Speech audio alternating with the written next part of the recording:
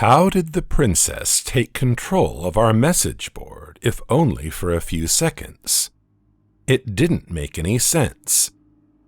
Our message board wasn't a video game. Our message board pulled all its information from the internet.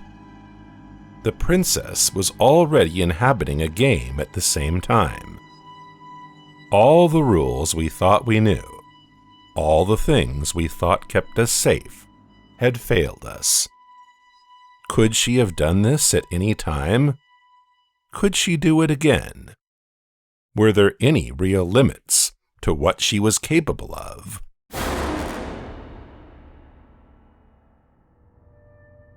We looked through all the data we'd collected.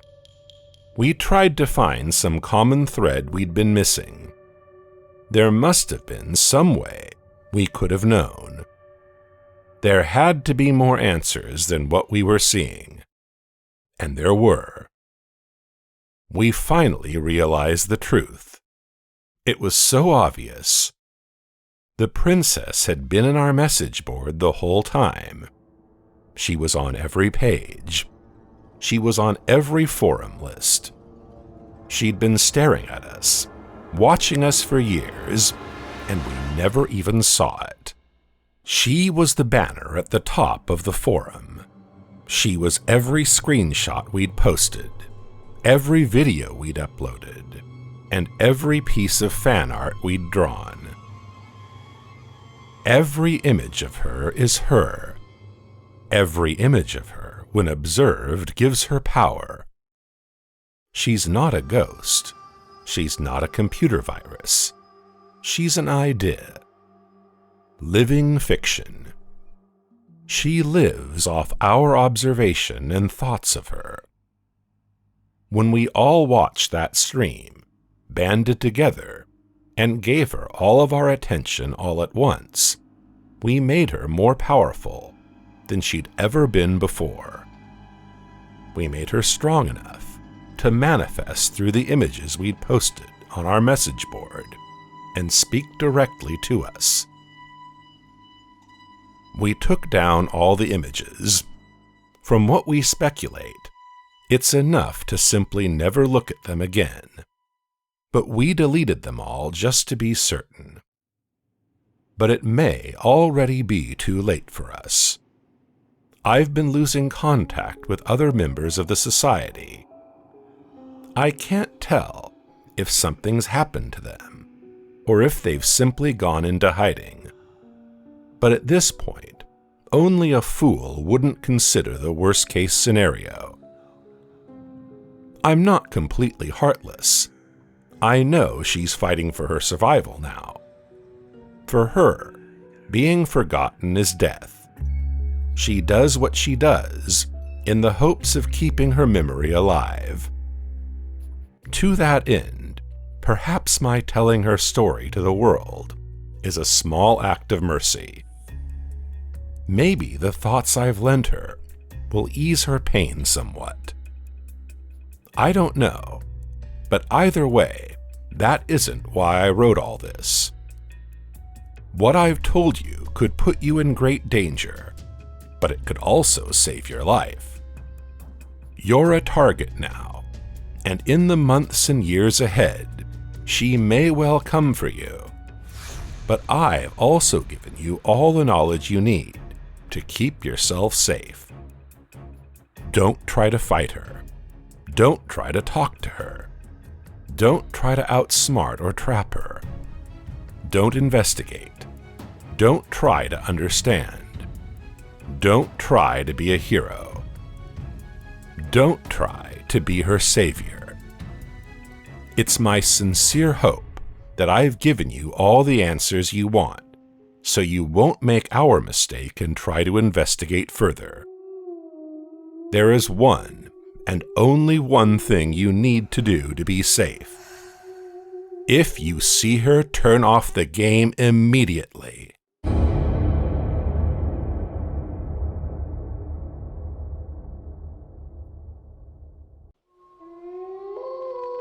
I don't know that it's been called the Shadow until much later. I was living in a house in Laguna Beach that had been there since the 1920s. In its long history, it had been a speakeasy, a brothel, and a house for smuggling illegal immigrants. One day, my new wife and I were having an argument. I can't even recall what it was about. She walked down the block to get a cup of coffee and cool off, and I was alone in the house. The way the place was built was incredibly haphazard. There was a bedroom and living room on one side, then a bathroom with 2 entrances. On the other side of the bathroom was a hallway that had windows in one side and 2 bedrooms on the other. From my bedroom, I could look across the hall into the bathroom, then through the bathroom and down the other hall. I was standing at my dresser, and I just noticed movement out the corner of my eye and looked down there. There was, and honest to God, this gives me goosebumps just typing it almost 18 years later, a black figure. It was maybe 3 feet tall, and it was only vaguely humanoid. It looked like black scribbles, like someone had scribbled a human shape, but the scribbles moved like electricity arcing. That's the best way to describe it. There was no sound that I can recall. I distinctly remember when I saw it, I wasn't afraid, just like, WTF. Then it noticed me looking at it. I can't say it turned around. It just focused on me, I guess. Then I was scared. I didn't move, didn't scream, nothing. I was just frozen, because it just came at me. It rushed down the hall towards me. I have no idea what it intended to do, but as soon as it entered the bathroom, the door closet to me just slammed shut on it. I screamed. I yelled for my wife. She wasn't home. I went outside into the daylight and didn't go back in until she got home about 15 minutes later. I don't believe in ghosts. I don't believe I saw something supernatural, but I know I saw something. I just don't know what it was.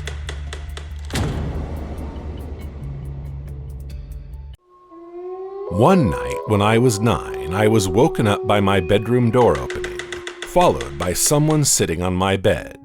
Joe recalls of a childhood brush with a very persistent ghostly apparition. I felt my leg grazed and the bed sink under a person's weight. It's just Mom, I thought, and I opened my eyes.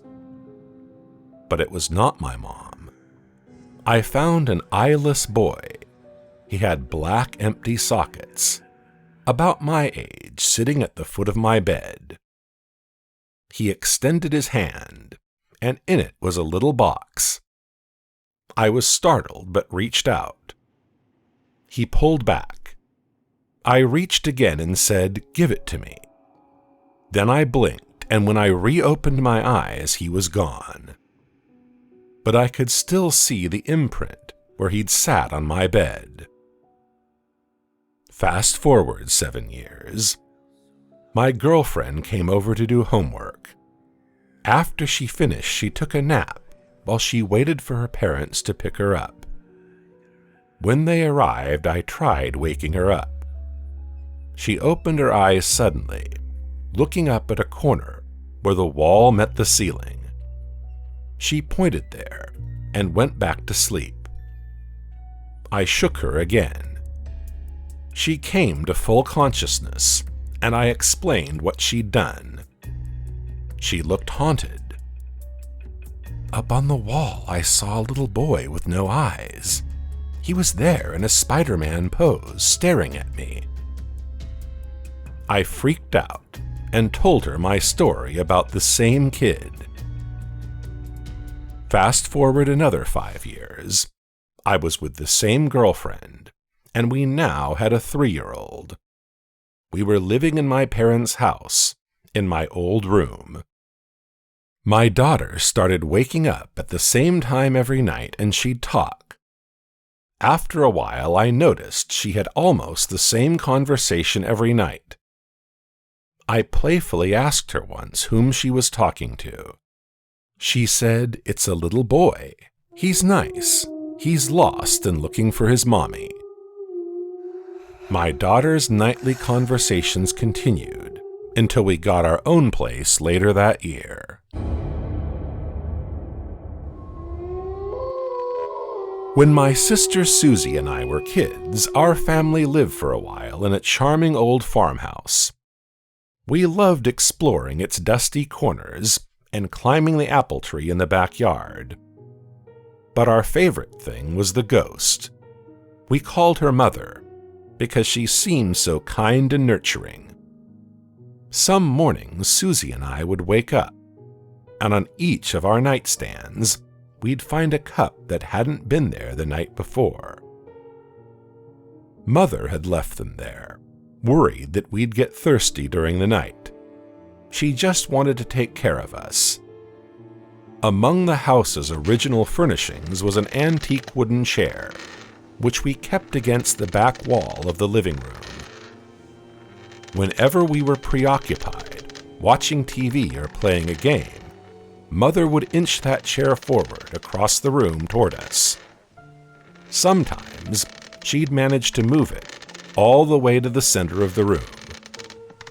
We always felt sad putting it back against the wall. I'm sure Mother just wanted to be closer to us. Years later, long after we'd moved out, I found an old newspaper article written about the farmhouse's original occupant, a widow. She'd murdered her 2 children by giving them each a cup of poisoned milk before bed. Then she hung herself. The article included a photo of the farmhouse's living room with a woman's body hanging from a beam. Beneath her, knocked over, was that old wooden chair, placed exactly in the center of the room.